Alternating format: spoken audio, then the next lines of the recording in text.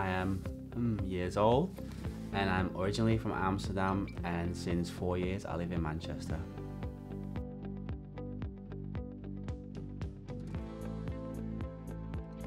Well, I last year April, exactly exactly to the date, I told everybody that I was going to go full-time as trans. To be really honest, it couldn't have been easier. My mum was straight away like, "Oh, what's for dinner tonight?" My stepmom and my sister totally fine with everything. Even my dad, who's quite a man's man, he was like really fine with it. To be honest, like everybody, I think a few small incidents, but it's been very smooth sailing so far for me.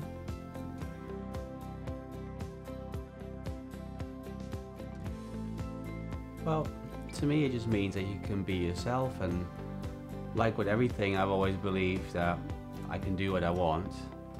I guess my parents always told me that I could anyway, so they never stopped me doing anything. So when I was 18 and came out as gay, again it was like, alright, fine. And this have got the same thing. So for me it means acceptance and being able to do what you want and live your life how you choose to.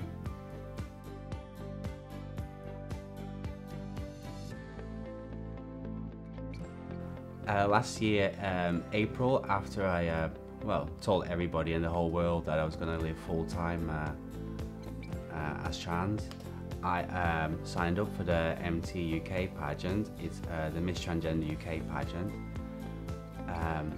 In June, I was selected to go to Wales and represent Wales and the non-binary section, as I've not had any surgery. And there I won, so I got crowned Miss Tego Wales, even though it was only the first time I've ever been there. But don't tell anybody, they love their queen really. And then in August, I went to the Nationals, which were in Leeds, and there I came second. But the pageant, seriously, have really helped me a lot, because the thing is, like, when I was always as a guy, I never pulled. You could literally glue 5,000 £100 notes to my body and push me into a brothel and I could still come out with all the money attached to me. So for me it's a big difference that since I'm doing this, that I guess I'm more popular, but you still like have in your head like all the rejection from like so many years before, and that is like slowly I guess like going away. Like, the pageant helped me a lot to like find out that I could be who I wanted to be, and that I do look good, which other people have helped with that as well. It's not just a pageant, but the pageants were definitely a big step. And because of the pageants as well, like all the projects I had afterwards, like TV shows, different magazine spreads, and there's new projects still coming as well. So for me, it's only just the beginning, even after a year.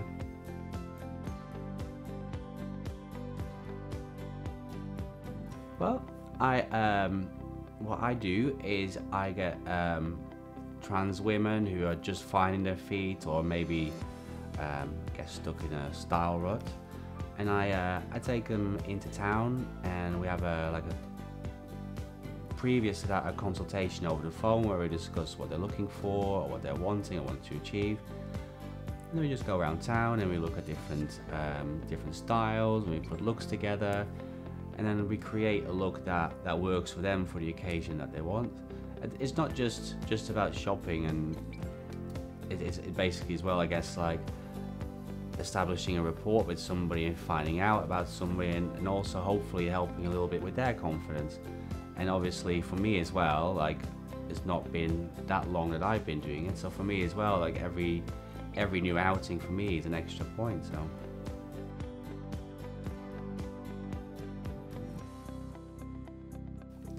Well, personally, I would not be at liberty obviously to tell everybody, you have to wear this, you have to wear that, because certain people have certain style ideas. I personally would think, dress what suits your body. Try and find out what is the style that suits you.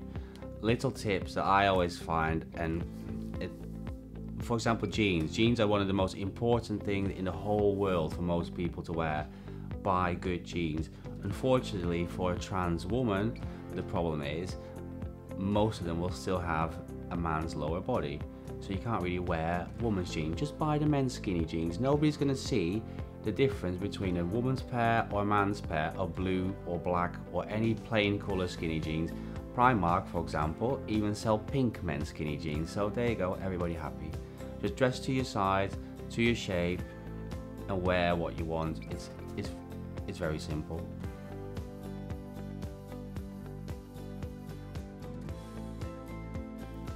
This year for Sparkle, it will be my third Sparkle. I've been asked to be one of the 4 faces of Sparkle for the project Make It Shine project. Me and 3 other ladies are going to be featured on massive billboards all over.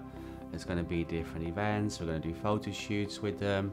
We have to pick a theme for a photo shoot, which is what makes you shine. I still have no clue, but like I say, like the rest of my life, I'll probably wing it last minute and come up with a theme. Sparkle was my first big outing so many years ago, and it was very special to me, to be honest. The first year I went there, actually it's my 4th Sparkle, I tell lies. The first year I went and I volunteered for 1 day, even though I signed up for 2 days, but I pulled a sickie the next day because I was too scared to do it again. And then a year later I entered in a pageant, didn't place, and then last year, after my other pageant, I did place, I came second to Samantha Jane, so Princess Sparkle. And then this year I'm involved with the Let It Shine project.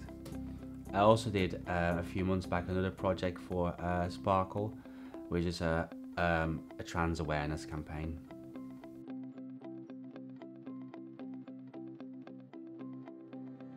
My feelings on the trans community are quite well,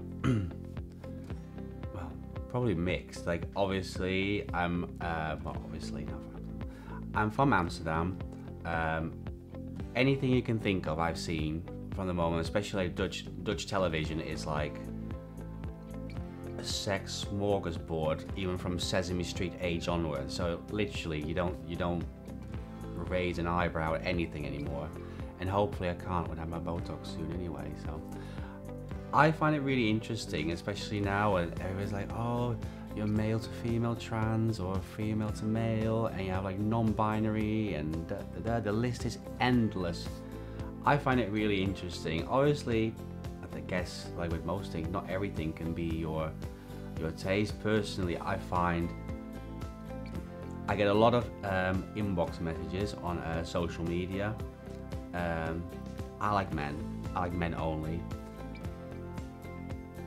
and I get a lot of messages, for example, from cross-dressers with their knickknacks out in their dead wife's panties.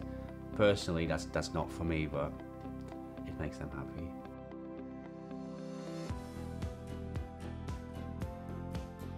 The best places in Manchester to go for trans women, I would recommend definitely the Northern Quarter. It's one of my favourite places. There's loads of like really cool bars, live music. Some of the really bigger bars do live entertainment as well, like drag performances, which obviously you also can find in Canal Street, but I think Northern Quarter has a bit more edge, and I think especially now it's all a bit more mainstream, or a lot more mainstream. Nobody really bats an eyelid anymore. Canal Street is always one of my favourite places. I go all over the place. I like Bandits to do like really nice food, or they have like quiz nights or live performances. I go Velvet because they do one of the best cocktails, and Oscar's the same. Oscar is very camp, but again very friendly. Via is always good, New York, and you're not doing it right if you don't end up in Napoleon's, dancing around your handbag on a sticky dance floor. It's like the Butlins of T-girl discos, but it is the place to go to. Everybody has to go there. Even if it's just to walk out after 2 minutes to say that you've been there, you have to go there.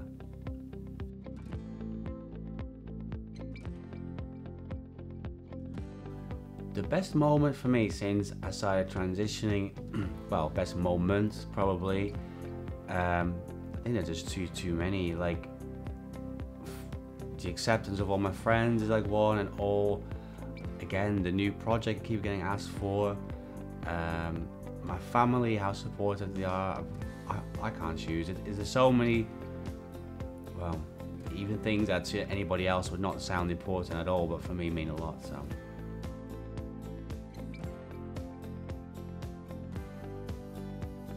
My mum has always been very supportive of everything I've always done. When I was 12 and started technical college, which led on to fashion college, she's always been like very supportive of that. And when I came out as gay, and then I came out as this, nothing ever phases the woman. We go out shopping all the time for clothes and makeup. She's the one. The day that I said that that I wanted to live full time as a woman, she's the one that walked to the kitchen and came back with 2 sandwich bagfuls of rice to see, you know, how big I might want my boobs. I didn't know you can make boobs from bags of rice, but there you go. She's always been very supportive, but I have to say with that as well, like my sister as well, the same. She's absolutely amazing. And then my stepmom and my dad, who as well, who I mentioned before, they don't care. As long as I'm happy, they're happy, and that is what's most important to them, is that I'm happy. And they don't care whether I have pink hair, blue hair, 3 boobs, whatever I want to do. It's fine. It's my life. I have a smile. It makes them feel good.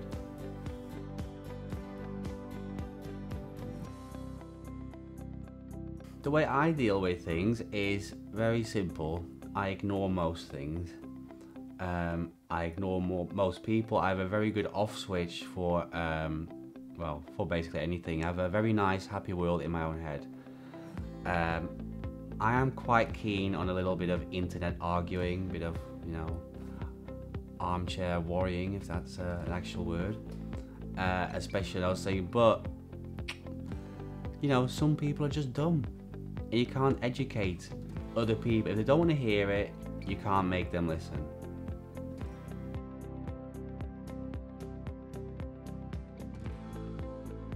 Gosh, this is really a touchy subject, because me being Dutch, obviously I now am at risk of being deported. And you know how hard it is for trans people in Holland? I mean, they have really nice shops, nice restaurants, acceptance. That'd be terrible of us, mate, to go back. As far as Trump, the most annoying thing about the whole Trump thing is that his wife actually stole my look. The side-swept look in an inauguration dress, that's my look. I've been having this for like 4 years. The white dress, a carbon copy of mine, even though mine was £5 from China. But she has taste.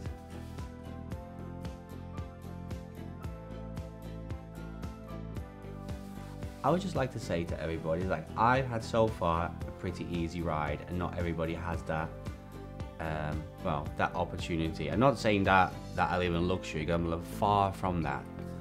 But there's a lot of people out there in places maybe not as welcoming and accepting as, for example, Manchester or London or Amsterdam. And it's very easy for a lot of people to judge how other people do things and go on to get to their end goals. I would just say, like, keep an open mind and don't judge people too quickly.